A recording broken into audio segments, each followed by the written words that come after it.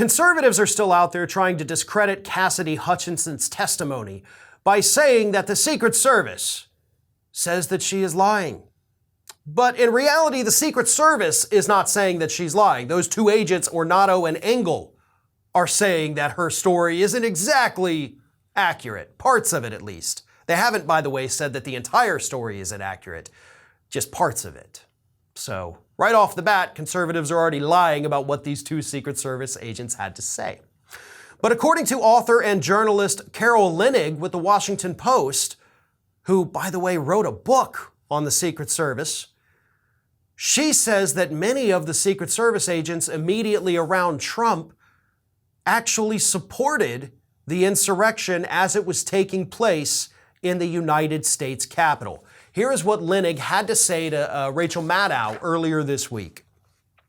There was a very large contingent of Donald Trump's detail who were personally cheering for Biden to fail. Some of them even took to their personal media accounts to cheer on the insurrection and the individuals rioting up to the Capitol as patriots. That is problematic. I'm not saying that Tony Ornato or Bobby Engel did that, but they are viewed as being aligned with Donald Trump, which cuts against them. However, if they testify under oath, this is what happened, I think that is going to be important. So, she admits, listen, we had Secret Service agents.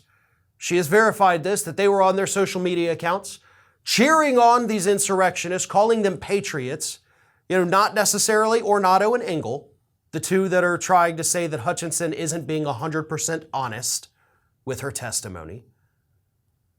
But this definitely paints a very disturbing portrait of what the United States Secret Service is. And of course, more and more reports are starting to come out about how Ornato and Engel were both viewed as, quote, yes men for Donald Trump. All they ever wanted to do was make him happy. They wanted to be a part of that inner circle. Again, this is according to, new reports and information coming out. All of this, of course, difficult to verify, difficult to disprove. So I guess we're going to have to wait for these two gentlemen to go sit in front of that January 6th Select Committee, testify under oath, under penalty of perjury, and tell us their version of events. But here, and this is what I had said yesterday, and I want to repeat it because I think it, bears repeating here. They're really disputing the language that Hutchinson used. The president did not lunge for the steering wheel. He never lunged forward. He never lunged and put his hands on somebody's clavicles. They're making very sure that they pick their words exceptionally carefully. He didn't lunge for the steering wheel. Maybe he just reached for it. And if they believe that he reached instead of lunged, by saying he didn't lunge, you can, of course, act like you're telling the truth, but in reality, we're just arguing semantics here. We're just quibbling over which words to use.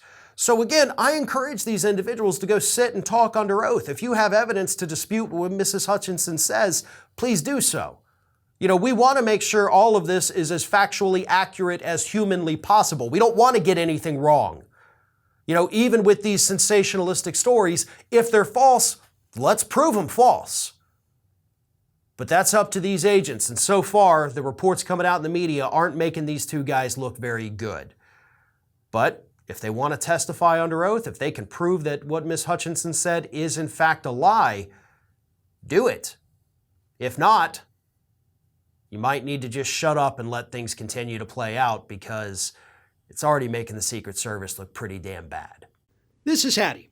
Hattie wants to know why you have not subscribed to our channel. You obviously like our videos, so do us a favor and subscribe.